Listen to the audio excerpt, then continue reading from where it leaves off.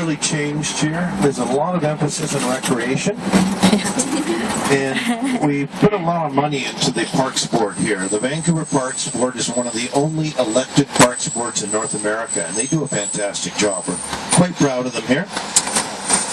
They run 24 very large community centers here that are very well equipped and excellent trainers in them. As a matter of fact, the private workout gyms have a tough time in Vancouver. There's very few of them for a city this size because the public facilities are so extensive here. So that's where a lot of our tax money goes as well. The Parks Board, of course, is also responsible for all the greenery. Every blade of grass that's on public property is their responsibility.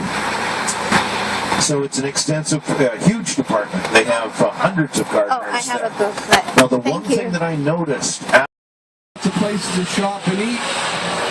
It's a good spot to spend a couple hours. That's our next stop. You can get off at this stop and take a little ferry ride over. It's about a 5-minute ferry ride. It's called the Falls Creek Ferry. It's included in the price of your ticket. It's not extra. Otherwise, I'll be driving over there in about another 35 minutes or so.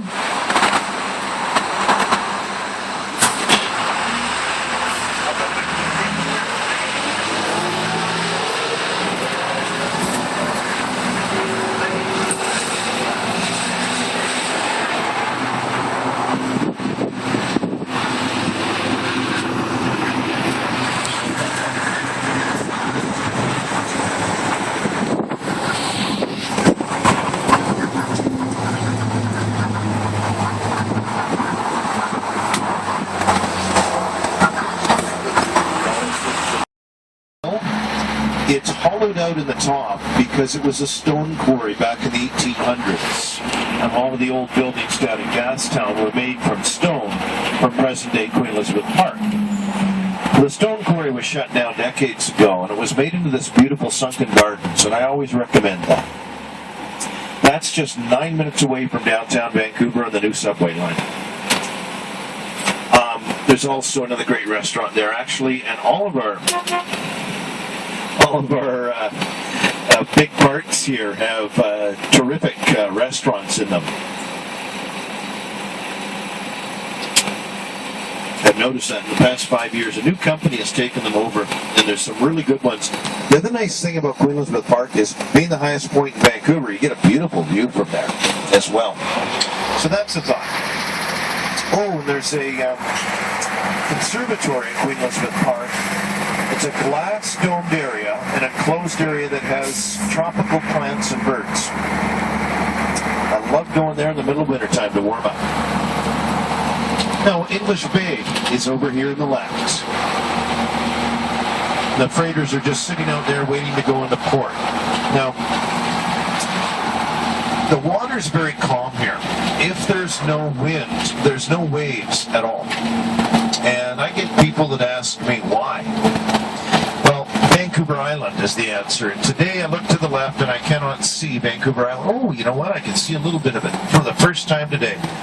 Way in the distance there, I can see just the outlines of some mountains and some cumulus clouds 15 miles away to the left there. That's where Vancouver Island is. It's 300 miles long. It's got a big mountain range on it. And it's close enough to the North American coast that it acts as a natural barrier between the Pacific Ocean and the coast, so you don't get big waves crashing on the shore all the way down the coast here for at least 300 miles. So no surfing, but great for stand-up boarding and paddlers and rowers, and all safe for all kinds of boaters here. This is English Bay Beach, the oldest one in the city. And this is a great area, actually. You've got the Boathouse Restaurant, an award-winning seafood restaurant here.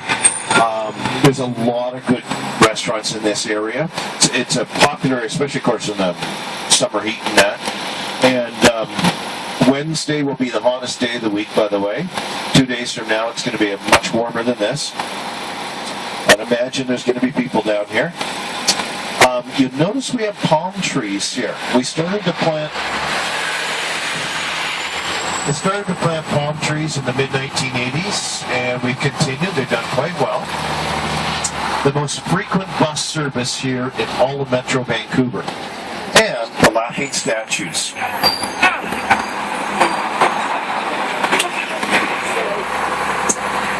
The statues over to the left, they actually have an official name nowadays. They're called Amazing Laughter.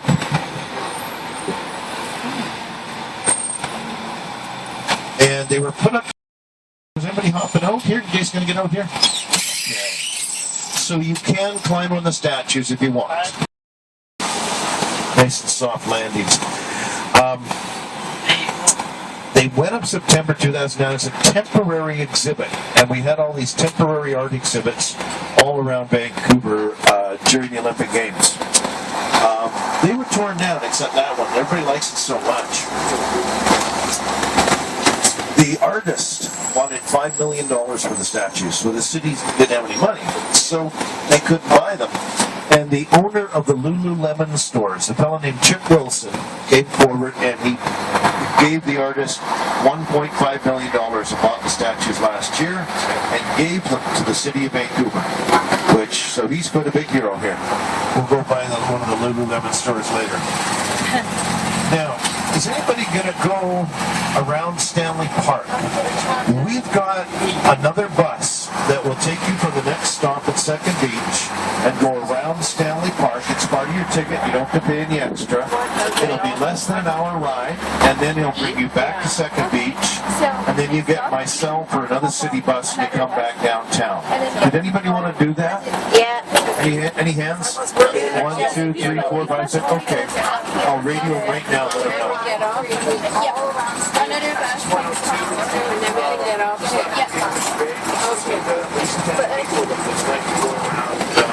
Stanley Park. This is for viewers.